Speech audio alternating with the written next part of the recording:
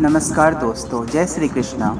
दोस्तों, इस कहानी का शीर्षक है आम का पेड़। यह कहानी एक बहुत ही प्रेरणादायक कहानी है और मेरा दावा है कि अगर आप इस कहानी को पूरा सुन लेंगे तो यह आपके मन को प्रफुल्लित कर देगा और आप इस दुनिया में एक अच्छा संदेश दूसरे को भी दे पाएंगे इस कहानी को सुनाकर।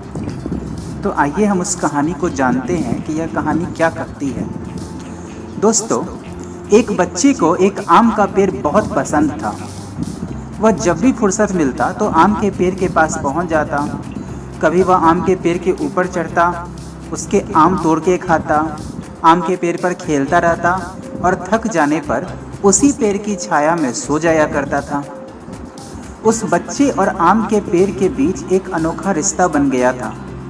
आम का पेड़ भले ही निर्जीव की तरह अपने जगह पर खड़ा था, लेकिन उसके अंदर भी एक प्राण है और वह प्राण उस बच्चे को अपना बच्चा समझता था।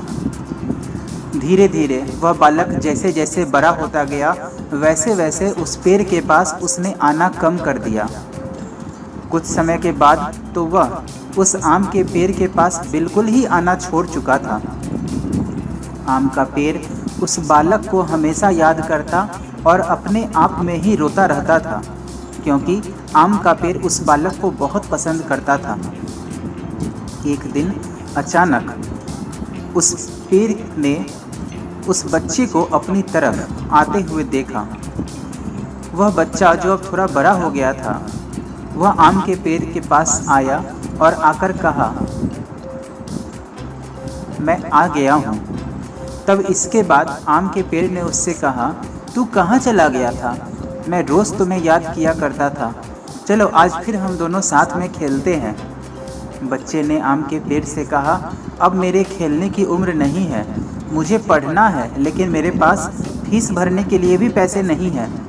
इस पर आम के पेड़ ने कहा, बच्चे तू चिंता मत कर, तू मेरे आम ले जाकर बाज़ार में बेच दे और इससे जो भी पैसे मिलेंगे उससे तू अपनी फ़ीस भर देना।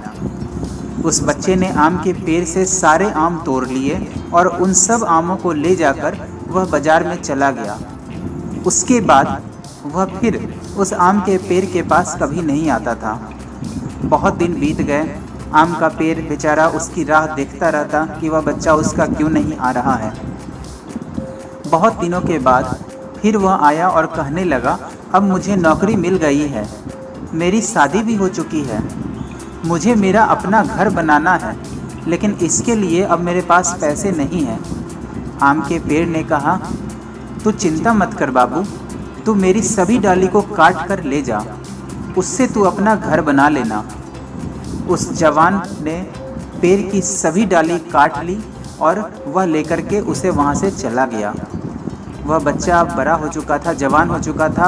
उसने यह भी नहीं सोचा कि इस आम के पेड़ ने पहले मुझे बचपन में खिलाया, फिर आम दिए अपनी स्कूल फीस भरने के लिए, और आज अपनी सारी टहनियाँ भी काटने को दे दिया कि वह उसे ले जाकर बेच दे और अपना घर बना ले। आम के पेड़ के पास अब कुछ नहीं बचा था, वह बिल्कुल बंजर हो गया था।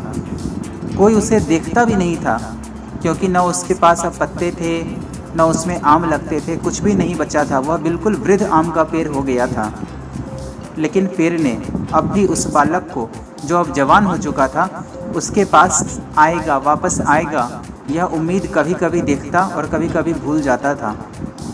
लेकिन एक दिन वह बच्चा, जो एक बूढ़ा आदमी बन चुका था, अपनी जवानी के दिन, बचपन के दिन यह सब बिताकर वह एक बूढ़ा आदमी बन गया था, वह उस आम के पेड़ के पास वापस आया। आम के पेड़ ने उससे कहा, कैसे हो? उस बूढ़े ने कहा, शायद आपने मुझे पहचाना नहीं, मैं वही बालक हूँ जो बार बार आपके पास आकर आपसे मदद मांगता था और आप हमेशा अपने शरीर के, अपने पेड़ के हर भाग के टुकड़े टुकड़े करके भी मेरी मदद कर दिया करते थे। आम के पेड़ ने दुख के साथ कहा, बेटा, लेकिन अब मेरे पास ऐसा कुछ भी नहीं है जो मैं तुम्हें दे सकूं।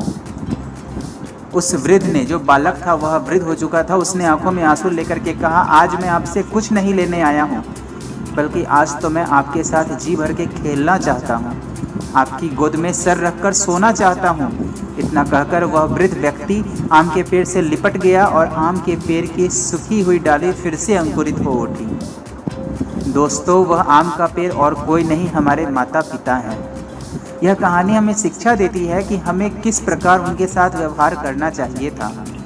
जब छोटे थे उनके साथ साथ खेलना अच्छा लगता था। जैसे जैसे बड़े होते चले गए हम उनसे दूर होते गए। पढ़ाई लिखाई के चक्कर में उनसे दूर चले गए, शादी विवाह होने के बाद उनसे और दूर हो गए। लेकिन जब भी कोई भी ज़रूरत पड़ी तो हम उनके पास आए, कोई भी समस्या खड़ी हुई हम अपने माता पिता के पास आए और उन्होंने हमारी उस समस्या को समाप्त कर दिया। आज कई माँ बाप उस बंजर पेड़ की तरह अपने बच्चों की राह देख रहे हैं। वह सोच रहे हैं कि उनका भूला बिसरा बेटा या बेटी, उनकी संतान उनके पास वापस आएगी और उनसे गले लगेगी, ताकि उनको फिर से उनका बचपन याद आएगा। दोस्तों, जाकर उनसे लिपट जाइए, उनके गले लग जाइए और देखो, फिर वृद्धावस्था में उनका जीवन वापस अंकुरित हो उठेगा, उनका जीवन सुखमय हो जाएगा। जिस प्रकार बचपन में उन्होंने आपको प्यार दिया, आज आपको अपने माँ बाप को प्यार देना है। आशा करता हूँ दोस्तों कि यह कहानी आपके दिल को ज़रूर छू गई होगी। अगर यह कहानी पसंद आई तो वीडियो को लाइक और शेयर ज़रूर करना। धन्यवाद।